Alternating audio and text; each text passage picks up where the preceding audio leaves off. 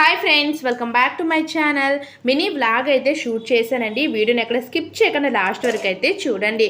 ఇక్కడ నేను పొద్దున్నే రైస్ అయితే పెడదామని అట్టేసరి అనేది ఇలా స్టవ్ పై అయితే పెట్టానండి. నెక్స్ట్ ఇటువైపు అయితే బీరకాయ పచ్చడి చేద్దామని బీరకాయలు ఒక 2 ఫ్రిడ్జ్లో ఉంటే చిన్న చిన్న ముక్కలుగా అయితే కట్ చేశాను. అలాగే 2 పచ్చిమిరపకాయలు అయితే వేసేసి కొంచెం ఆయిల్ వేసుకొని కొంచెం దోరగా ఫ్రై చేసుకున్న తర్వాత మనం బీరకాయ పచ్చడి చేసుకున్నాం అనుకోండి, చాలా టేస్ట్గా ఉంటుంది. పొద్దున్న పెరుగన్నంతో కానీ గంజన్నంతో కానీ చక్కగా ఇలాగా బీరకాయ పచ్చడిగా నంచుకుంటే బాగుంటుందండి. నెక్స్ట్ కర్రీ అయితే చిక్కుడుకాయ చేద్దామని నేను మార్నింగే చిన్న చిన్న పీసెస్కి అయితే కట్ చేశానండి. మార్నింగ్ కంటే కూడా నైట్ టైం మీరు ఖాళీగా ఉండేటప్పుడు మనం ఏదైనా కర్రీ చేయాలనుకున్నాం అనుకోండి, అంటే వంకాయలు బంగాళదుంపలు అలాంటివి కాకుండా చిక్కుడుకాయలు కానీ ములక్కాడు కానీ ఇలాంటివి చేయాలనుకునేటప్పుడు మనం ముందుగానే కట్ చేసుకొని ఫ్రిడ్జ్లో పెట్టుకుంటే మనకి వెంటనే మనం లేచిన తరువాత చక్కగా స్నానం గట్టి చేసి దీపం పెట్టాక మనం వెంటనే త్వరగా మనకి వంట కూడా త్వరగా అయిపోతుందండి. ఈ సమ్మర్లోని మనం ఎండతో వంట చేయడం కంటే కూడా చక్కగా మనం అంటే త్వరగా లేచి వంట చేసుకుంటే ఒక పెద్ద పని అయిపోయింది అన్నట్టు ఉంటుంది కదండి. నాదైతే సేమ్ అదే ఫీలింగ్. వంట అయిపోయింది అంటే మాత్రం ఇంకా ఇంట్లో మరి ఏ పని లేనట్టేనండి నాకైతే. సో చూసారు కదా, స్టవ్ పైన ఇలాగ ఉల్లిపాయ టమాటాలు వేసి ఇలా గ్రేవీలాగా అయితే ప్రిపేర్ చేసుకున్నాను. మొత్తం మనకి టమాటాలు అనేవి ముక్కలకు కాకుండా ఇలా గ్రేవీలా చేసుకుంటే మనకి కర్రీ కూడా చాలా బాగుంటుంది. సో చూసారు కదా, ఇలా గ్రేవీలా చేసుకున్న తర్వాత ఇందులోనే నేను ఉప్పు కారం కొంచెం మసాలా కూడా యాడ్ చేసేసానండి ఆ యొక్క టమాటాలోనే. ఇప్పుడు మనం ముందుగా నీట్గా క్లీన్ చేసి పెట్టుకున్నాం కదా ఈ చిక్కుడుకాయ ముక్కలను అయితే ఇలా వేసుకోవాలి. సో ఏ కర్రీ అయినా ప్రాసెస్ అదే కదండి.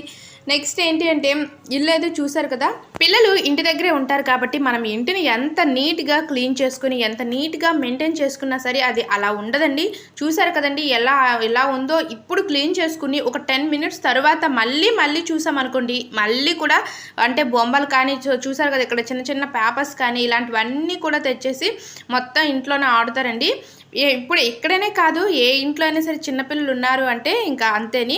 నెక్స్ట్ ఏంటి అంటే మన ఇంటిని ఎంత నీట్గా క్లీన్ చేసుకుని పెట్టుకున్నా సరే ఎక్కువగా డస్టింగ్ ఏరియా ఏది అంటే విండోస్ దగ్గర అండి. కిటికీల దగ్గర మనకి బయట నుంచి ఏవైనా సరే బయట నుంచి బల్లె అన్నీ కూడా వెళ్తూ ఉంటాయి కదా, ఆ యొక్క ధూళి అంతా కూడా మనకి విండోస్ దగ్గర ఎక్కువగా పట్టేస్తూ ఉంటుంది. సో మనం డైలీ కూడా ఇల్లు క్లీన్ చేసుకునేటప్పుడు పైన పట్టులు కానీ అంటే పైన ఉన్న కార్నర్స్లో కానీ విండోస్ కానీ క్లీన్ చేసుకోవాలి తప్పకుండా. సో కర్రీ అయితే ఫైనల్గా కర్రీ ప్రిపేర్ అయిపోయిందండి. నేను మీకు వీడియో అయితే షూట్ చేయలేదు.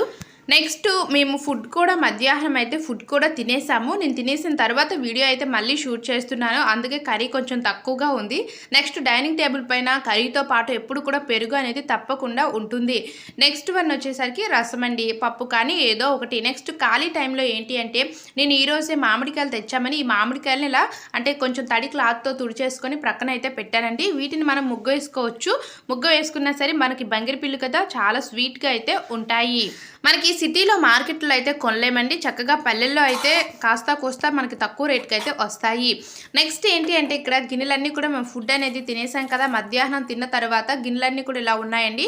పొద్దున్న గిన్నెలు అయితే ఇలా గిన్నెల బుట్ట అనేది ఉంటుంది కదా, ఆ బుట్టలో ఉన్న గిన్నెలన్నీ కూడా ఇలా గిన్నెల స్టాండ్లో అయితే పేర్చుకుంటే మనకి పని కూడా చకచకా అవుతుంది. అలాగే ఏ వస్తువు ఎక్కడ ఉంది అంటే గిన్నెలు కానీ గరిటెలు కానీ తపాలు కానీ ఏవి ఎక్కడ ఉన్నాయని మనకి గిన్నెల స్టాండ్లో పెట్టుకుంటే చాలా త్వరగా తెలుస్తుంది. ఈరోజు వీడియో అయితే ఇదేనండి. ఈ వీడియో మీకు నచ్చితే ఒక లైక్ ఇవ్వడం మర్చిపోకండి. Thanks for watching.